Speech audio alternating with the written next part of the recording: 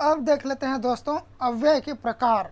अव्यय के प्रकार मैंने 4 प्रकार बताया था, जिसमें क्रिया विशेषण, संबंध बोधक, समुच्चय बोधक और विस्मय आदि बोधक, ये 4 प्रकार होते हैं।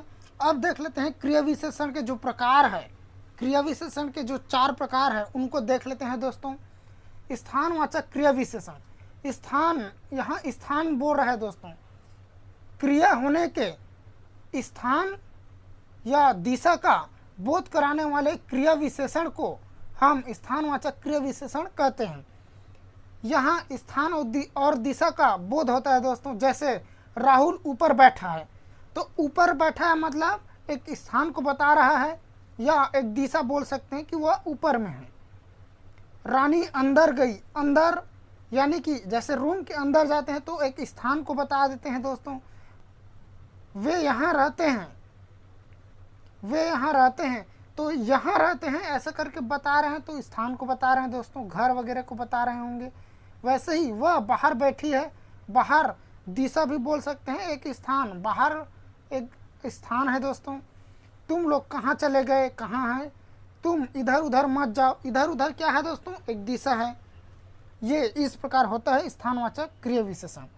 यदि हम ट्रिक से इसे देखें, क्रिया का यदि हम कहाँ से प्रश्न करें, कहाँ का प्रश्न करें, क्रिया से यदि हम कहाँ का प्रश्न करें तो आंसर आ जाता है, तो यह स्थानवाचक हो जाता है दोस्तों। जैसे राहुल कहाँ बैठा है, तो राहुल ऊपर बैठा है, देख सकते हो पहला में। रानी अंदर गई थी, तो रानी कहाँ गई थी, अंदर गई थी। वे यहाँ रहते हैं, वे कहाँ रहते हैं, ऐसा पूछेंगे तो वे यहाँ रहते हैं, ऐसा आंसर आ रहा है। वह बाहर बैठी है, तो हम यहाँ क्वेश्चन कर सकते हैं कि वह कहाँ बैठी है, तो आंसर आ जाएगा बाहर बैठी है।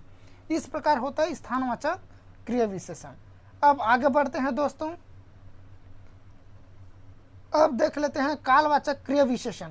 काल मतलब समय को सूचित करेगा। क्रिया होने के समय की सूचना देने वाली क्रिया विशेषण को कालवाचक क्रिया विशेषण कहते हैं दोस्तों। जैसे राम अभी गया, अभी क्या है, एक समय है दोस्तों। वे अब प्रस्थान करेंगे, अब क्या है दोस्तों, एक समय को बता रहा है। मोहन परसों जाएगा या परसों आएगा, ये क्या है दोस्तों, समय को बोधित कर रहा है। सूरज प्रतिदिन उगता है, तो ये समय को बता रहा है। तुम रायपुर कब जाओगे, तो यहाँ कब एक समय को पूछ रहा है दोस्तों कि तुम रायपुर कब जाओगे। उसी प्रकार यदि हम ट्रिक के अनुसार देखें तो कालवाचक क्रिया विशेषण में हम कब का प्रश्न करें, यदि क्रिया से हम कब का प्रश्न करें तो कालवाचक क्रिया विशेषण हो जाएगा। यदि आंसर आएगा तो राम कब आया है, तो यहाँ आंसर आ रहा है दोस्तों कि राम अभी आया है। यहाँ देखिए अभी आया है। वे कब प्रस्थान कर सकते हैं, तो वे अब प्रस्थान कर सकते हैं। मोहन कब आएगा, तो मोहन परसों आएगा। सूरज कब उगता है, तो सूरज प्रतिदिन उगता है। इस प्रकार हो जाता है कालवाचक क्रिया विशेषण। अब आगे बढ़ते हैं दोस्तों। परिणामवाचक क्रिया विशेषण। परिणाम याद रखिए दोस्तों, यहाँ परिणाम लिखा है, यानी कि मात्रा या परिणाम को बता रहा है, मात्रा या परिणाम को बताता है, उन्हें बोलते हैं परिणामवाचक क्रिया विशेषण। जैसे मैं बिल्कुल थक गया हूँ, यहाँ बिल्कुल देखिए, उतना ही खाओ जिससे स्वस्थ रह सको, उतना देखिए, ये मात्रा को बता रहा है, परिणाम को बता रहा है। कम बोलो, सुखी रहो। यहाँ दोस्तों हम यदि ट्रिकी देखें तो हम यहाँ कितना का क्रिया से प्रश्न करते हैं, यदि आंसर आ जाता है तो वह परिणामवाचक क्रिया विशेषण हो जाता है। जैसे मैं थक गया हूँ, तो कितना थक गया हूँ ऐसा पूछूंगा, मैं कितना थक गया हूँ ऐसा कोई पूछता है तो बिल्कुल थक गया हूँ, वैसे ही तुम थक गए हो, तो कितना थक गए हो, तो वह बिल्कुल थक गया है, ऐसा बोल सकते हो, या तुम बिल्कुल थक गए हो, ऐसा बोल सकते हैं। उसी प्रकार उतना ही खाओ जिससे स्वस्थ रह सको, यानी कि यहाँ मात्रा को बता रहा है, कितना कितना मात्रा को, यानी कि उतना जितना आप खा सको और स्वस्थ रह सको उससे।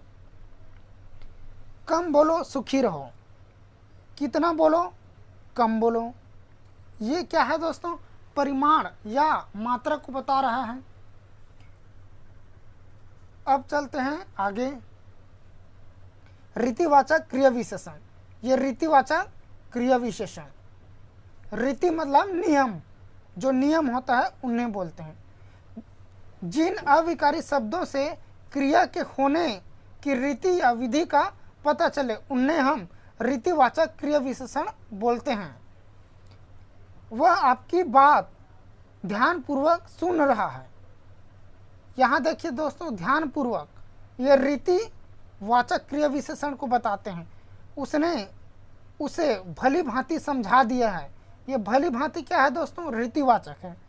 वह मोटरसाइकिल तेज चलाता है, तो यहाँ क्या है दोस्तों, तेज चलाने की क्रिया विशेषता बता रहा है, चलाने का विशेषता बता रहा है कि वह तेज चलाता है। सोहन वहाँ कैसे पहुँच गया, सोहन वहाँ कैसे पहुँच गया। इसी को यदि हम ट्रिकी में देखें दोस्तों, तो यहाँ हम क्रिया से कैसे का प्रश्न कर सकते हैं। यदि आंसर आता है तो वह रीतिवाचक क्रिया विशेषण हो जाता है। जैसे वह आपकी बात ध्यानपूर्वक सुन रहा है, तो यहाँ देखिए दोस्तों, वह आपकी बात कैसे सुन रहा है, ऐसे क्वेश्चन करते हैं, तो यहाँ आ जाता है ध्यानपूर्वक सुन रहा है। उसी प्रकार उसने उसे भली भांति समझा दिया है। यहाँ हम कैसे का प्रश्न पूछते हैं, उसने उसे कैसे समझा दिया है, तो यहाँ आ जाएगा भली भांति समझा दिया है। वह मोटर साइकिल तेज चलाता है, वह मोटरसाइकिल तेज चलाता है, तो यहाँ देखिए दोस्तों, वह मोटरसाइकिल कैसे चलाता है, तो यहाँ आ जाएगा दोस्तों तेज चलाता है। इस प्रकार का होता है रीतिवाचक क्रिया विशेषण। अब देख लेते हैं दोस्तों अव्यय के दूसरे प्रकार, संबंध बोधक। जो शब्द किसी संज्ञा के बाद आकर उस संज्ञा का संबंध वाक्य दूसरे शब्द से दिखाते हैं उन्हें संबंध बोधक कहते हैं।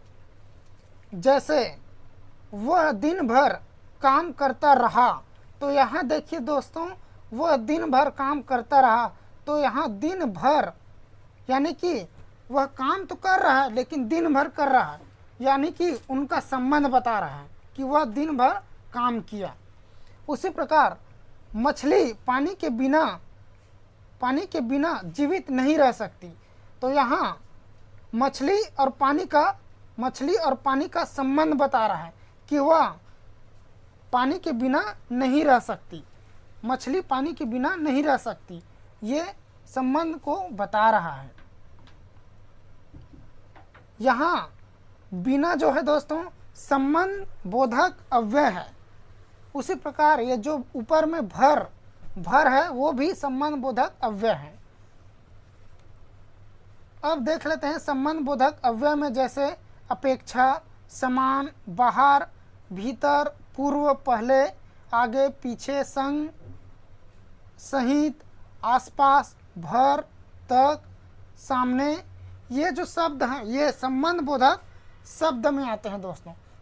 ये सब दोस्तों संबंध बोधक अव्यय में आते हैं दोस्तों, संबंध बोधक अव्यय में। आप ये शब्द याद करिएगा। अब आगे बढ़ते हैं। अब देख लेते हैं दोस्तों अव्यय के जो तीसरे प्रकार है उनको, समुच्चय बोधक अव्यय को। दो वाक्यों को समुच्चय करने वाले अर्थात परस्पर जोड़ने वाले शब्द समुच्चय बोधक कहे जाते हैं। जैसे श्याम और राम ने आम खाया। श्याम और राम ने आम खाया।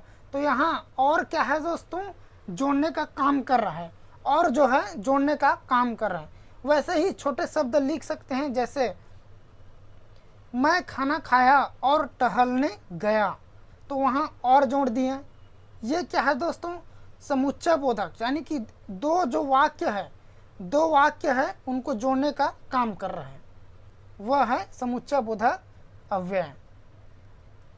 चलिए आगे बढ़ते हैं। अब ये तो समझ आ गया होगा आपको। विस्मयादि बोधक जो शब्द हैं उनको देखते हैं। जिन अव्ययों से हर्ष, शोक, घृणा भाव व्यंजित हो तथा जिनका संबंध वाक्य के किसी पद से नहीं होता, उन्हें विस्मय बोधक अव्यय कहते हैं। जैसे